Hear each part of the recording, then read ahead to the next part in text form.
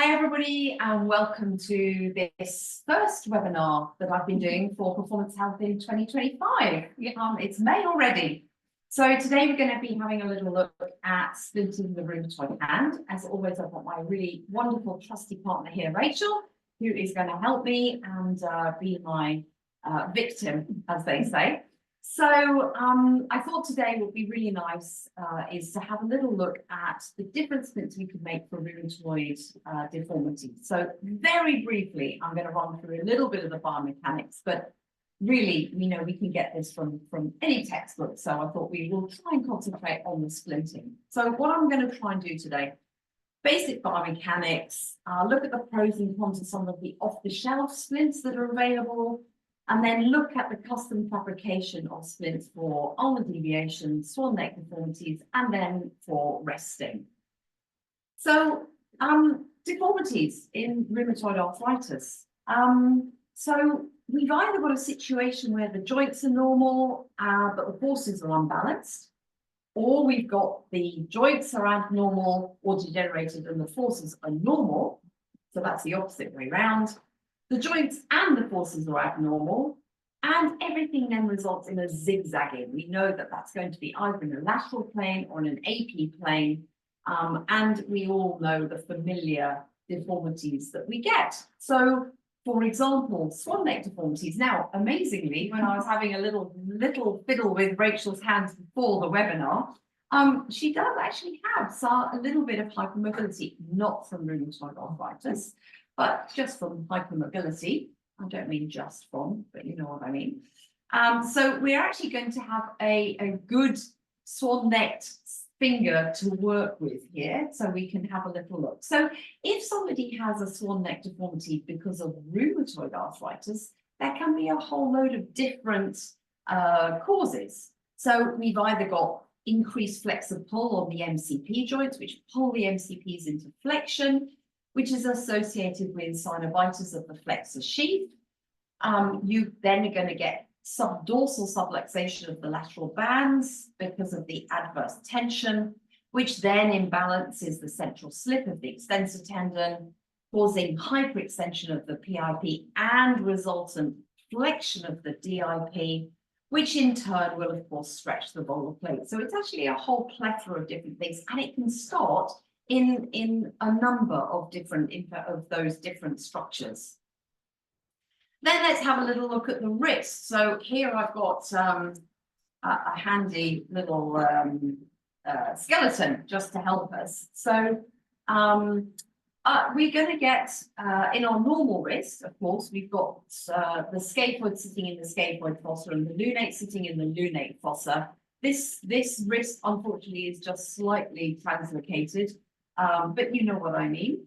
But with rheumatoid arthritis, you get this synovitis leading to laxity in the carpal bones. The laxity leads to weakness and a crushing effect onto the carpal bones. And what then happens is a translocation of the carpus and then pushing the whole hand in a radial direction. Of course, then what happens is we've only got that finite length of our flexors and extensors. So we have the reciprocal ulnar deviation that we're also used to seeing of the fingers. This is the more visible of the deformities. So it's very tempting to sort out the ulnar deviation in the fingers. But of course, we also need to remember that usually there's residual or reciprocal radial deviation in the wrist as well. So there we have the ulnar deviation, as I was talking about. So don't forget, it does have this radial deviation of the wrist. But if you have a look now at your own hand, your index finger should be in line with the radius, with the wrist, in 5 to 10 degrees of ulnar deviation. So if you sit your wrist in that slight ulnar deviated position, you should be able to have a completely straight line down along the radius in a completely straight line. But when the wrist is radially deviated, you can see that the length is going to become shortened on this side, and therefore you're going to get your reciprocal. I can't really do it because my fingers aren't that floppy. But if you've got the radial deviation there, you're going to get the reciprocal on the deviation of the fingers. You could get this starting at the wrist. You could get this starting at the fingers, at the MCP joints. So when it comes to splinting, we need to really think about the delicate skin. So particularly if we've got rheumatoids who've been on particular non-steroidal drugs, then that may affect their skin. And if we're making functional splints, they need to allow function. Okay, so they need to not get in the way. They need to be a help, not a hindrance. And that's really difficult. And having worn a few splints myself over the years, I think I'm good at splinting. Actually, I discovered maybe, to get it absolutely wearable is much more difficult than we think. In a rheumatoid arthritis patient, you're going to have all sorts of bony prominences. We need to think about the ulnar styloid. We need to think about the joints of the thumb, the pisiform, and the MCP joints particularly. It gets very bony as well over the dorsal of the hand, and that's going to make a difference. And there we are teaching joint protection techniques to our patients, which is all very well if we're then asking them to do very strong resistive pinch work, and they will usually fall into that adducted posture, and in order for them to put the splint on and off. So we've got to really think about how do we make this as easy as we can for our patients. And they need good education. Why bother? Why bother wearing it? It's not like after trauma, after a flexor tendon injury, you have to wear your splint. If you've got rheumatoid arthritis, osteoarthritis, you don't have to wear your splint. It's something you choose to do. So our clinical reasoning and our shared decision making with the patient is absolutely critical. So we really need to rely on our biomechanical knowledge and our clinical reasoning as to what we're going to do for each patient. So today we're going to concentrate on 3 types of splints. We're going to do metacarpal ulnar deviation splints, or in fact, and they're called mud splints, or really anti-mud splints. We're going to look at swan-neck splinting, and we're going to look at a night resting splint with some adaptations specifically for people who have rheumatoid arthritis deformities. We did a whole webinar previously on thumb splinting, so I haven't included thumbs, so you can go and look those up, hopefully on the Performance Health on the website. I did start to have a look at the evidence, but first of all, I decided it'd be better to spend more time splinting, and second of all, it's so variable, and so difficult for us to prove. How are we ever going to have a huge cohort of rheumatoid patients with a broad spectrum of different deformities, some of whom we follow through with splinting, some of whom we don't allow splinting for 20 years to see the difference? We're never going to be able to do that because of ethical reasons. So I think this is one of those occasions where the lack of evidence doesn't mean it doesn't work. It just means we can't really test it. But you might want to challenge me on that. And finally, a note on 3D printing. It's all the rage. Lots of hand therapists are talking about 3D printing, and I'm yet to be convinced. Okay, and we'll leave it at that. So let's start by giving you some good news. If you have joined us live, you will get a certificate to say that you're joining this webinar. I'm afraid if you join it on catch up, it doesn't. That doesn't apply. But they also, Performance Health, are going to give you 20% discount on any of the products that you see us using today by the end of May. So you've got a good couple of weeks on that. And the next webinar is going to be on taping in the middle of July. Look forward to Rachel's skin having an interesting time. And for anyone who spends money on their thermoplastic between now and then, you will be getting a specific invitation, so it won't be open to everybody the next webinar. So you can see the code there, Splint20 on my screen, and it's on thermoplastics, Velcro, on the deviation splints and your overlays. Okay, so let's get on with some practical. So let's look at let's start with the mud splinting. And let's look at the off-the-shelf splints. Okay, so there are 2 available in the catalogue. One which is fully made of neoprene, very soft, very supple, very nice on the skin. I'm saying all the positives first. And I'm going to show you. So this is a medium, and actually, to be honest, we probably needed a large on Rachel's hand. So it's a little bit on the tight side. And the way it falls is that you bring the cuff around the ulnar border of the finger and pull it radially to be able to give that radial pull across.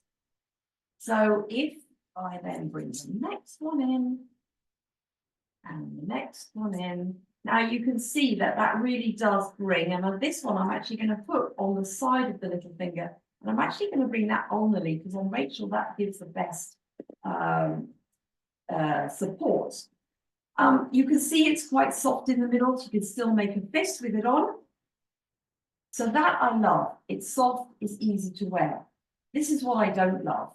What I don't love is if you've got an ulnar deviated hand, then let me move that one out of the way. If I've got an ulnar deviated hand, then these straps are only going to bring it as far as the index finger. So if the index finger is ulnarly deviated, you're only bringing as far as that. However, you could make a really nice adaptation. I'm going to show you how to make a mud splint, and you could use those principles that I'm going to show you to build a bit of material across here. It will stick onto the back of that splint. If we've got time, I might try and do it, we'll see. And then we can make a rigid bar on this side and bring that down onto it. And that would make this an even more effective splint and quite quick and easy for the therapist to do. Yeah. Okay, so that's that one. Pull that off, thank you. And then the second one we've got is a much more rigid splint. So can you see it's made from, I think there's an aluminium inside. This, if you buy the LMB, sorry, thank you. If you buy the LMB splints for the Caitner style splints, it's the same sort of padding on there, the foam padding, and this part fits in the palm. So again, if I put, you can see it comes off, I can then thread it through while it's not on you. And this enables me to make it fit as well as possible. And what I do quite like is that they've got two straps so that you can try and get a really good position of the splint onto the patient. This, okay.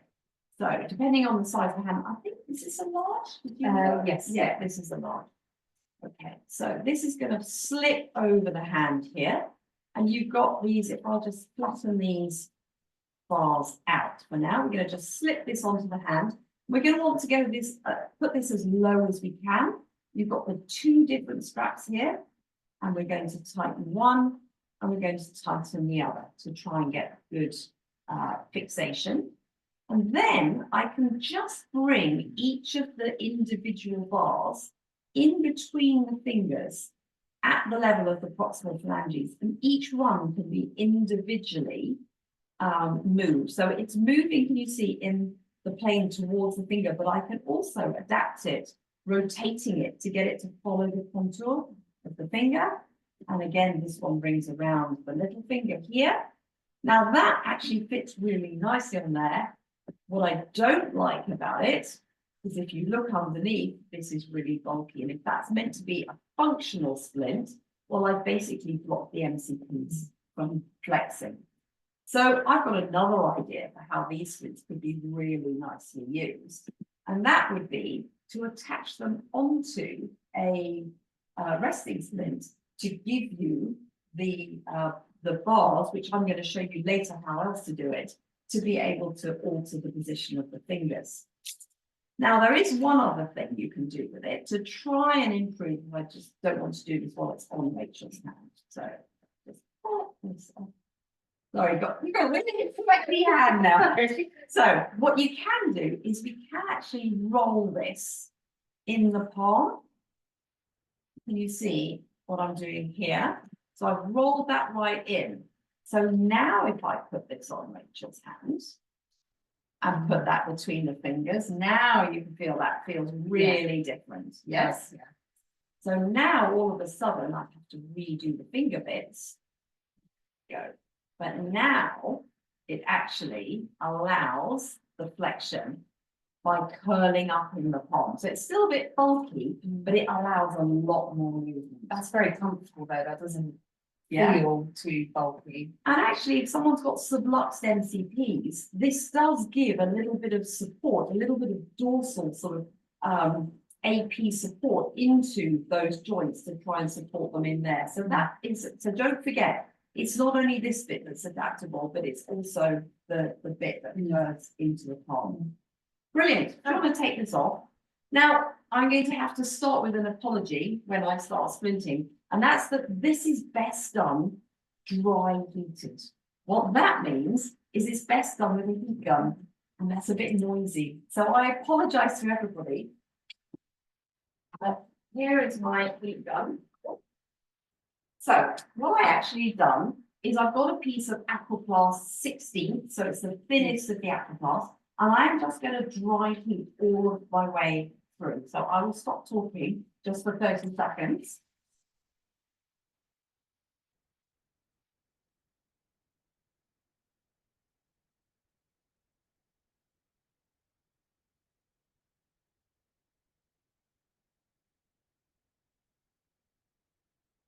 Yeah, then I bring this through here, and see if we can have both the table. Okay. Right? So you're not, yeah.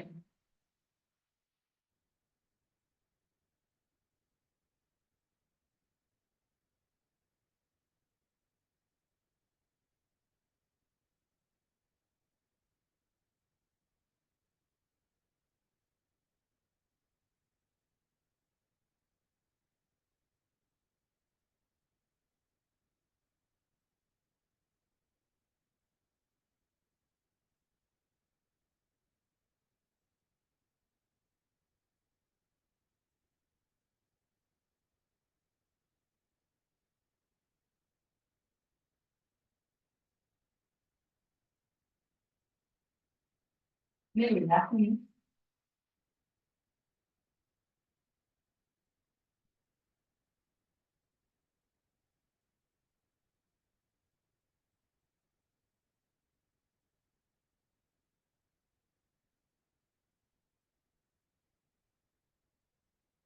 Okay, so I'm going to fold over the end. And I'm going to cut it into a nice round because I'm such a perfectionist, it's ridiculous. Okay, and I'm going to bring this to the side of Rachel's index finger, over the dorsal of the hand, bring it underneath, back onto itself. And then I'm going to add an extra layer around the top here. Okay. Now with my left hand, pop your elbow down now. With my left hand, I'm actually pushing it so that it's following the contour of the distal palmar crease. And I'm just rolling it where the thumb is to allow really good thumb movement. I'm going to bring this lateral bit along the side. You can see I actually started this at the level of the PIP. Now, while this is going off, what you might have noticed when I was heating that was I was just working my way up the piece, and then once in a while going back down and making sure that it stayed hot all the way through. The nice thing about using Aquaplast, of course, is that it goes opaque when it's the right temperature. So it's easy to keep an eye on, which is very nice. So now you can see if I turn the hand this way, essentially what I'm doing is I'm making a rigid piece on the radial border of the index finger, which in the end is going to enable me to relocate that ulnarly deviated finger to its correct position in alignment. Okay, and it can only do that if I have something that's a little bit rigid here. Now, a lot of patients have swollen MCPs, so I know what you're thinking. Well, that's all very well, but how is it going to come on and off? Well, that's easy. It's a really hot day, actually, so it's taking a while to go off. But what I'm actually going to do is I'm going to cut it and we're going to make an opening. So I'm just going to get the pieces I need for the opening. So I'm going to need a little bit of self-adhesive hook Velcro. I'm just going to prepare.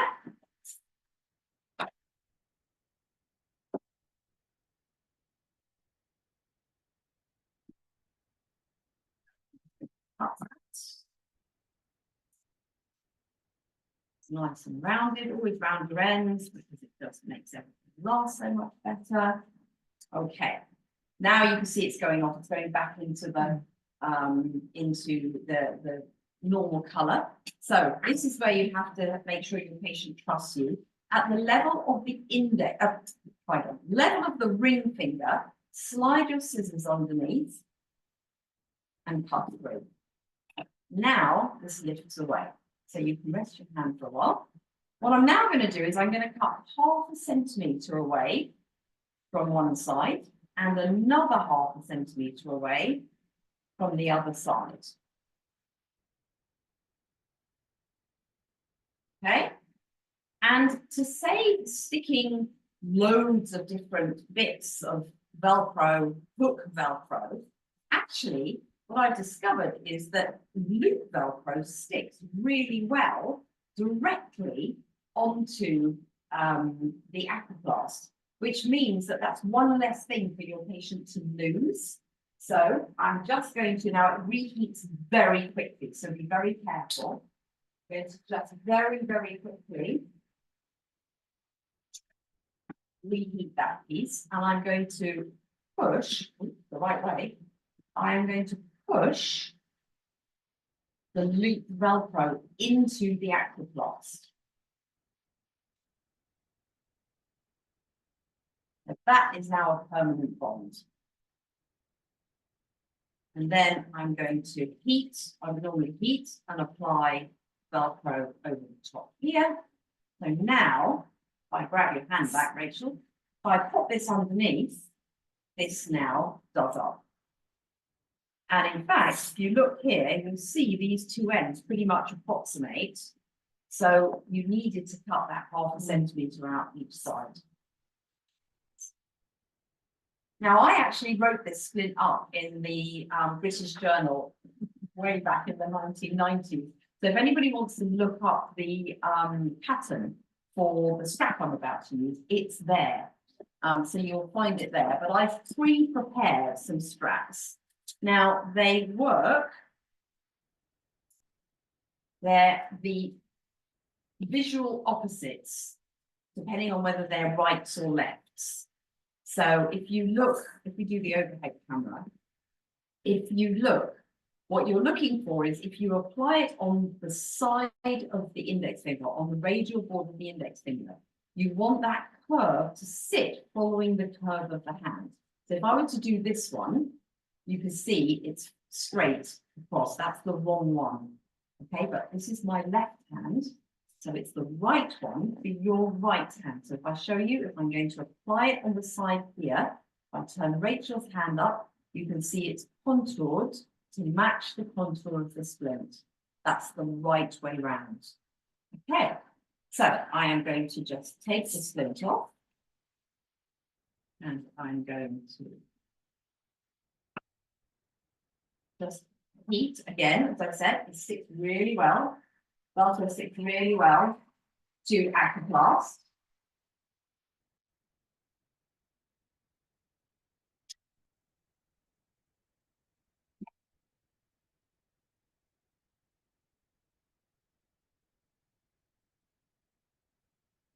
I'm just going to stick it on to the very distal end.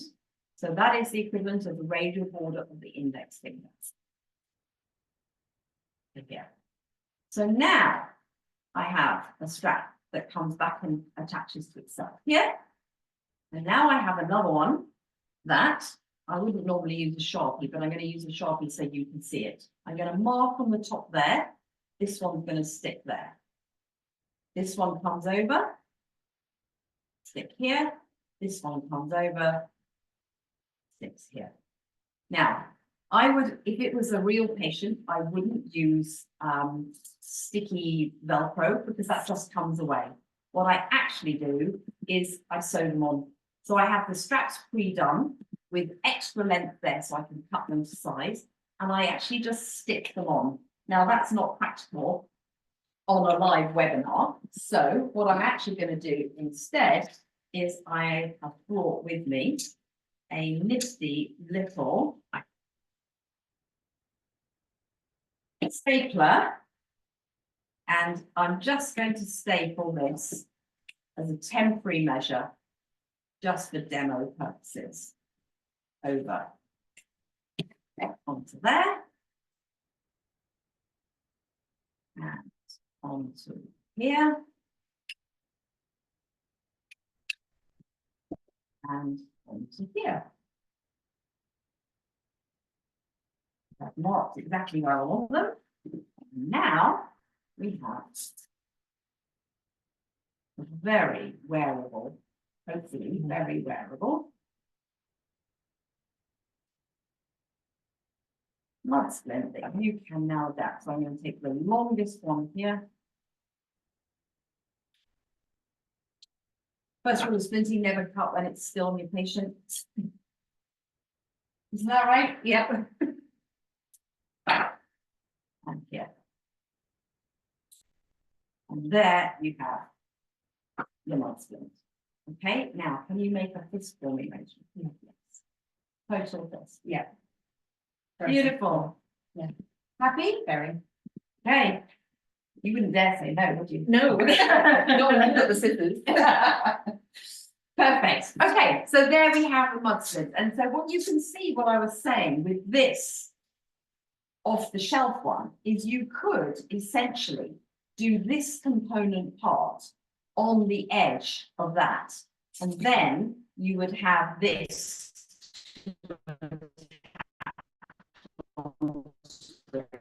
instead of one strap. Just an idea. Okay, let's have a look at swan-neck splinting. So, off the shelf swan-neck splints. Now, they seem to have got a little bit. Oh, there's. They've rolled. Okay, so we're all really familiar with overlays. We know how they work. We tested them. It took me ages to figure this out. And also my eyes are too bad to see that on one side there's a plus and on one side it's smooth.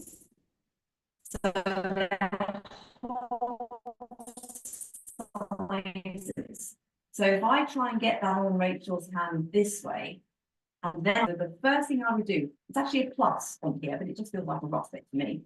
So I would explain to the patient which way round I want their overlay to sit on.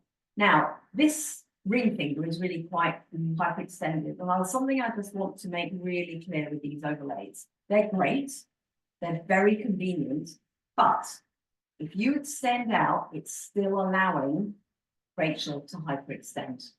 So if she turns that way, you can see that within the overlay, you can still hyperextend. So actually, without adapting them, they are no good. And people just go onto the internet and they buy them without adapting them. They don't work. So here's the skill. Now, no promises this is going to go right, but we just want to do a few seconds one side, a few seconds the other side, and then just push very gently to open them up. Okay, so I'm just changing, you see, I'm just putting pressure on the underside and on the back. It will go off quite quickly. It's very short. If you overheat them, they just go into a tangled mess. And now if I put that onto Rachel's finger, no, it must be the other way around. It was the other way around. Right. Now, if you try and straighten up, it doesn't allow. You see the difference? So it's really important that we educate our patients that they need to be adapted. So I did actually do the clear one before we came on. I actually did it on my hand before Rachel arrived. So here you can see on mine, this is blocking it again. You look, just stopping full extension. Now, the only thing I would say is they are not the same. You need to heat these far less, literally 2 seconds, it's enough. And some feedback I've had from patients is they find these much more rigid. So these remain with a bit of a bounce in them, and these ones are much more rigid. So, you know, take your choice. But I wanted to also show you how you can make them yourself. So I have previously prepared some, again, it's the same, Aquaplast 16s. So this is what they look like. I measured the length of Rachel's finger. So I went from the crease of the web space crease up to the DIP joint. And then I just heated and cut 2 holes, not cut 2 holes. I used the good old leather cutter to do 2 holes. Now we're going to try this. I always say to my patients, it's super quick. It might not work, and if it doesn't matter, we'll do it again. Okay, so I'm just going to put this into the splint pan.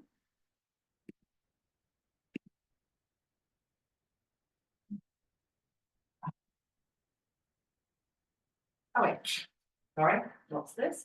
Now, one of the things to be aware, if you're using white Aquaplast, then it goes completely clear. So what I tend to do is I actually dip it in on my spatula, because otherwise I've lost it. Now, I'm going to say to you, I want you to do nothing. Don't help me. Okay, it's gone completely clear. I might do this a couple of times. I'm going to pull the 2 holes, bring that over the finger till that's underneath the PRP joint. And then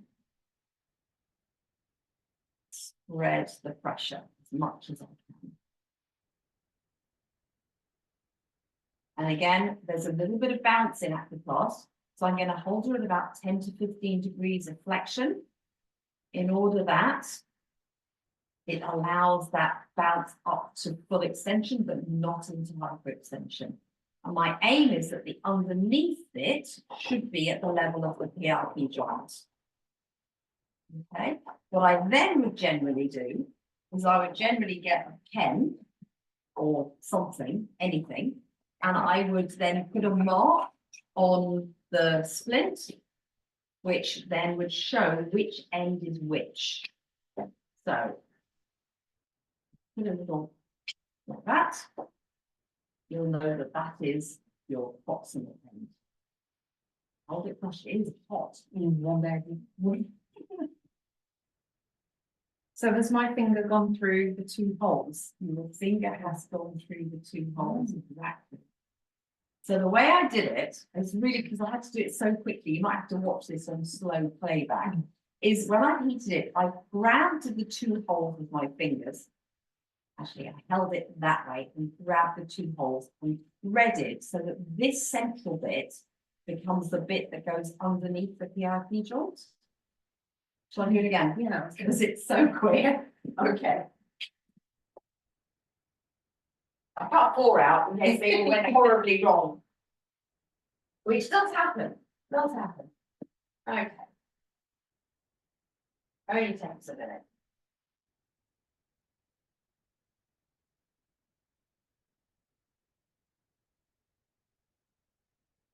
Okay, now of course this material has an elastic memory, so if you do get it wrong and you haven't really scrambled it up too badly, then you'll be able to just put it back into the splint pan and do it again. So that sits under the PRP, split those, hold it into flexion. And there it goes. I should have chosen a different colour. Yeah. I don't, it's showing all right, I think. It's showing all right. Okay, so that give you the idea as to how that works. We'll just let that go off for a minute. So just sit with your finger inside there. And then we'll remove those. So here we have the splint. So you can either do that. I have also tried with little Aquaplast tubes. And that actually works really nicely for DIPs, but you can never do it on adjacent fingers because it's a little bit more bulky, but it is very smooth against the finger. So that's another option to try that. Aqua tubes, they're called rather than Aquaplast tubes, but essentially they are tubes of Aquaplast.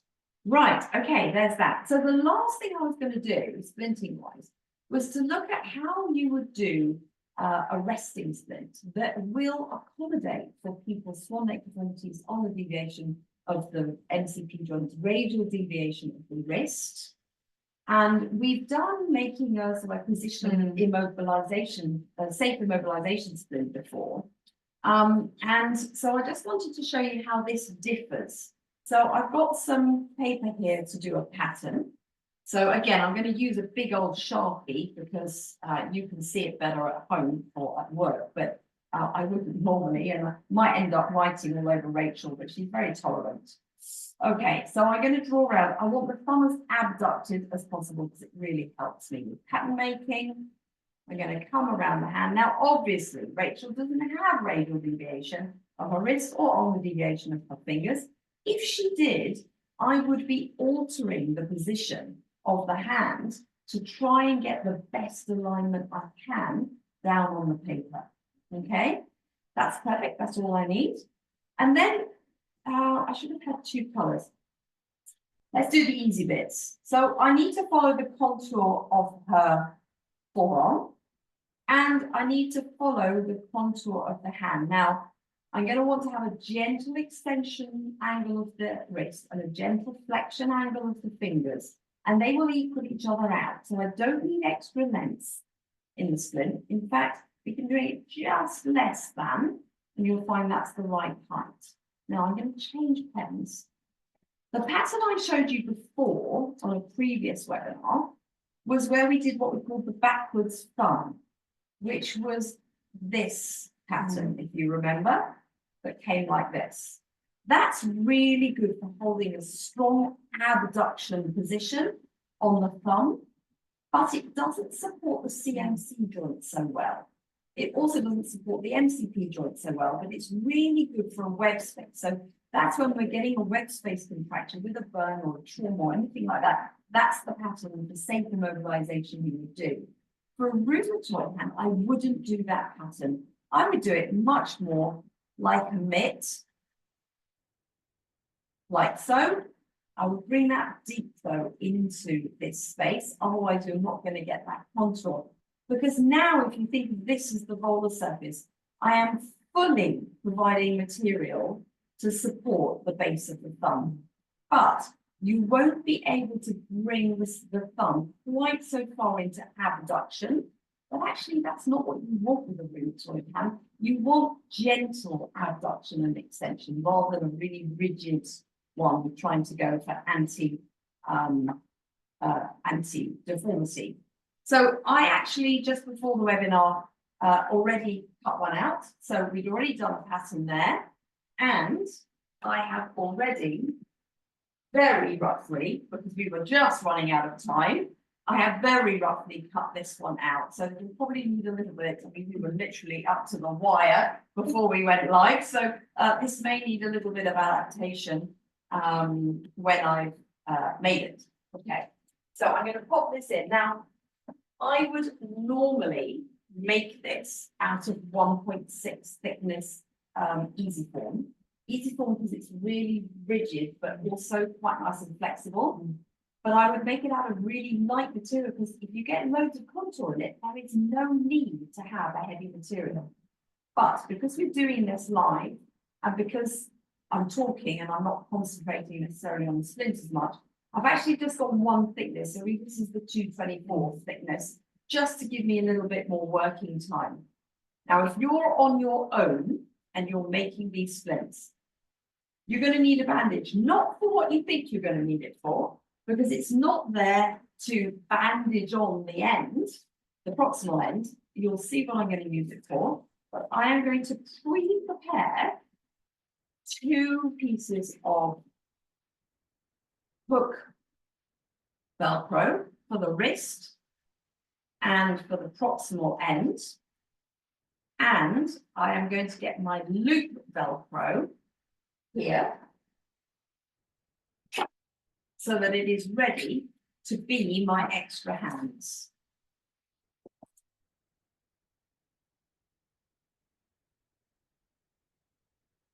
Okay, right. Now, if you're doing this on your own, you really want gravity to be working with you. So I'm going to place Rachel's hand over the back of this bandage. And what that does is it just opens out the hand so nicely, positions it so nicely to be able to work. But of course, she's in full supination, which for resting is not very comfortable. So I'm going to do the main part of my fit here. I might move it down a little bit, just for the camera. And get the thumb in the right position, get these in the right position. And then when it starts to take form, I'm going to turn you over, not into full pronation, but just off full pronation and adjust you here. But it means that I can do this on my own.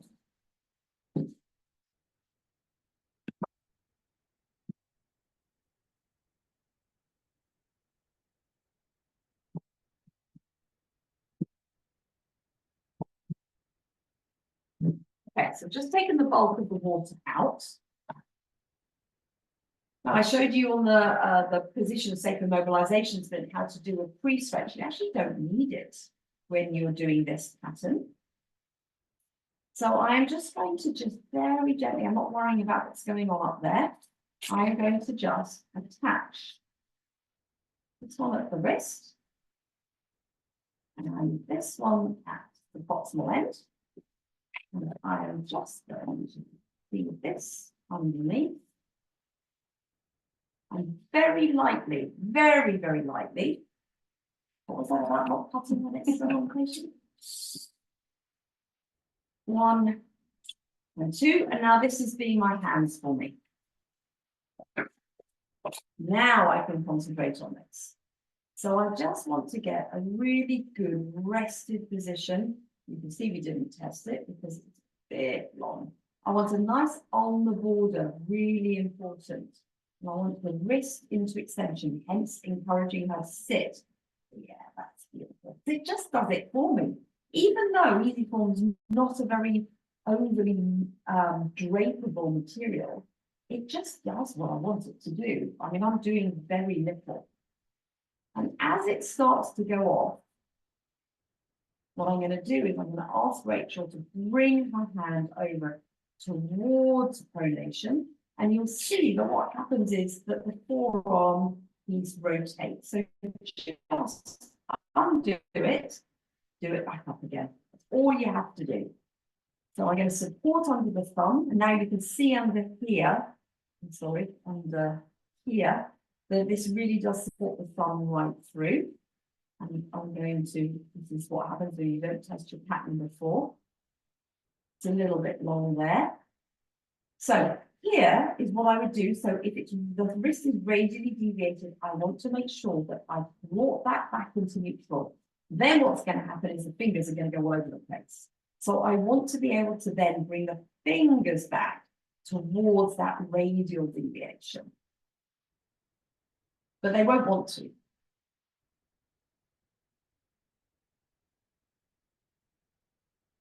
We're just having a gentle resting position. Beautiful. Right. I'm going to pop this off. Put it to the right length, which of course, if I tested my pattern before, I wouldn't have had an extra length. I've got a really nice, strong on the border. Now, I also wouldn't ever cut without heating the material, partly because I love my thumbs, and they are not very happy thumbs, but partly because you're going to get a much nicer edge if you do. So here we have this splint now for Rachel. Okay, so 2 straps there. Now the border on the other side is really managing that radial deviation and making sure that she contours in that on the more slightly on the deviated position that you put at the wrist. Now, how do you manage the fact that the fingers are then going to want to scrumple up here? So what I actually would do is I pull them back into alignment and I'll put a little line in here.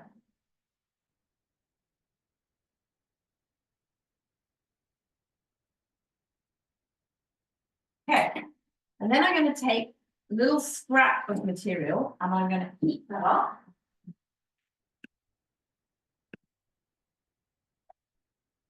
Now, remember, Rachel had this swan neck deformity of this ring finger. Now, it's not showing very well, obviously, in this position, but just imagine it was an extreme swan neck here.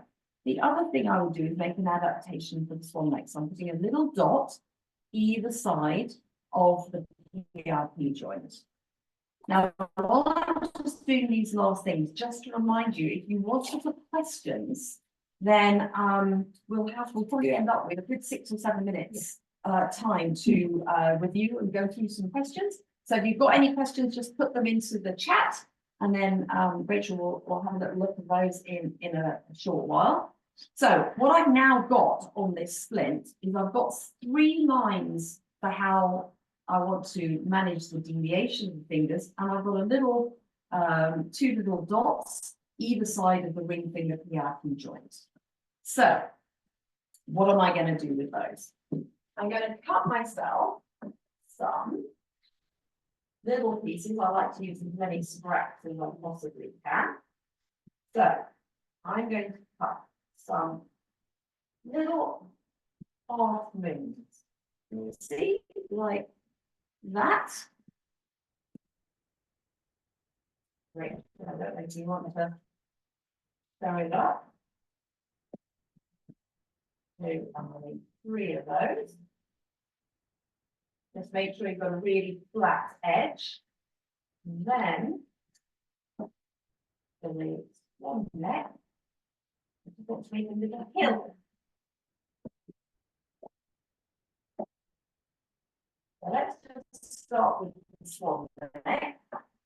So with the swan neck, I've got a little piece of material, and I'm just going to wrap it like so, and make sure that there are no uncomfortable edges on it at all, which there aren't, it's fine. And then I'm going to heat this part of the splint and the underside of this hill I've made, and I'm going to stick it onto here.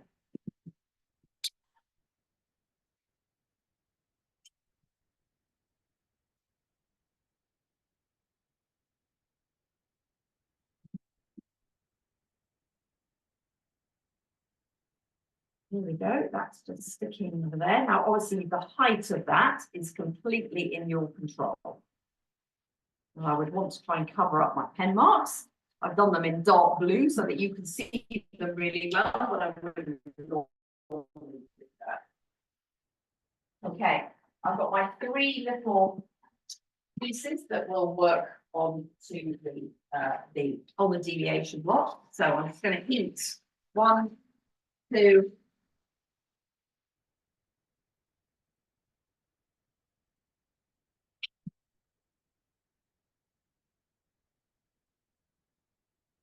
Then these are going to stick best if they're dry heated.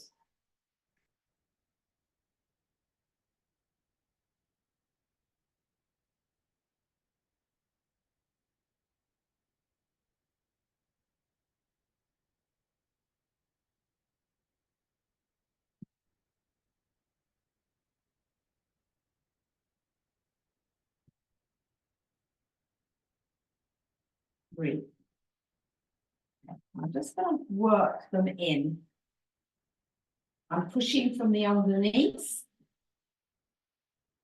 and I am pushing down and up at the same time so that I don't alter the contour of the actual splint. This one's just going to the edge.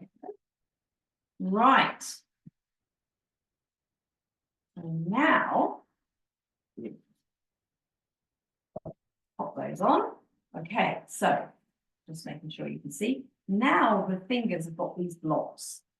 Okay, so as if you've got somebody who you can't completely correct, then you can, you know, so say this finger is starting here, you can just crack off this block later on when you review and move it further to move her further radially.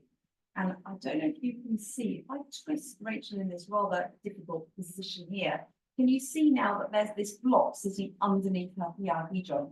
So it's forcing that joint gently into flexion. Okay, now this is all very well, but unless you have a really good strap, it's not going to work, because these fingers still want to pull that way and the MCPs will be pulling this way because the metacarpals are facing radially. So the most important strap of all, the only way this splint is going to work is if you add another strap and it catches the radial border of the index MCP joint. Without that, the splint really doesn't work. So let's put this on. So I've got to think about the contour and the direction of that strap. Should have pre-prepared this, I'm sorry. Nice thin one. Okay, so I've got to think about how I would normally heat this, but I want this strap to catch this border here, the edge of that index finger, because only by putting a little bit of pressure there does that whole alignment actually work. Okay, so I'm going to turn the splint over, positioned it, and now I can see where I need to put the Velcro piece to capture that bit here. Turn it over, and then of course my very favorite thing of all time, which is my contour foam. This is the one thing I could not do without in my clinic. Place this on that radial border of the index finger, so that gives the fingertip feel that all of a sudden that gives that a really good realignment. Now it's really difficult because Rachel's hand doesn't have ulnar deviation, but try this on a patient that does, and you'll see the difference that it makes. As soon as I put that strap on, everything relocates into the right anti-zigzag position. And then, of course, we can put a little strap on the thumb if we wish to. A lot of patients don't want that because it feels, for some reason, straps on the thumbs make you feel a bit more claustrophobic. Yeah. I don't know why, but it just does. So I usually give people a choice. They can rest into it or not. This one is not optional. Now, if it was a really strong swan neck, I would probably put another strap across here over the middle phalanx so that I'm making sure that she doesn't pull up and away. Okay, so here is that splint adapted. I don't know if you want to have a little look and see if there are any questions. Yeah, let's have it. I'm gonna have to. You have to move. That's all right. I don't want to walk in front of the Okay, so Rachel's just popping over to the back of the room. We've had a question asking if we could show the custom ulnar drift orthosis again. Yes, we certainly can. I've just thrown them on the floor. Yeah, but I'm just looking at any others if we can do those. Other questions: what is the best splint for boutonniere deformity? And how would you decide how long to make the strapping? Right, okay. Right, let's try and work on those through. So here's the custom made ulnar deviation splint again. So it was a one single piece, or it started life like that, and it's ended life like that. Actually, it started life like that and that. Now, the nice thing is, as I said, if you just pre-cut them, you can pre-sew them. They've got a little bit of foot Velcro at the end there. It's got 1 and then 3. A bit difficult to explain online, but like I said, it has been written up, so you'll be able to see it. But that's basically all you need. That's it, with a little bit of extra Velcro. And then it fits onto the hand with a nice opening. And then 1, 2, 3, and 4. And one of the things I would say is I usually ask my patients to make a fist, and then I tighten it when they're in a fist position. Because it is normal that when you open your fingers, there is a normal ability to spread. So if you tighten it when the fingers are extended, when they try to flex, the fingers just all get bundled up together. It doesn't work. So tighten it with the hand in flexion, and that works. There we go. So that was the custom made mud splint. The next question was boutonniere splints. So boutonnieres tend to be less of a functional problem. People can usually function very well with a boutonniere deformity. So I would normally splint a boutonniere deformity at night time, and I would just do an opposite. So I would make a little finger gutter, and then instead of it's sitting in flexion of the PIP and it's hyperextension of the DIP, I would try and extend the PIP and flex the DIP. And that will be held. I usually do a roller splint and then just have really good straps over the top. And then the third question was about length of strapping. Length of strapping. Now, But we've got quite a lot of, sorry, there's another one saying, please ignore his demonstration. okay, So excellent. I'm just looking at the time. We've got a couple more, so we might have to send you some of these to answer. Yeah. Anything that I don't get to, they email them to me and I will. Yeah. So what is the choice of material would you use for the ulnar deviation splint? Okay, so that is 1/16, so it's the thinnest aquaplast. And I've actually tried making this out of the aquaplast watercolors, the different colors. And I find the little bit of color coating means that it doesn't stick as well to itself.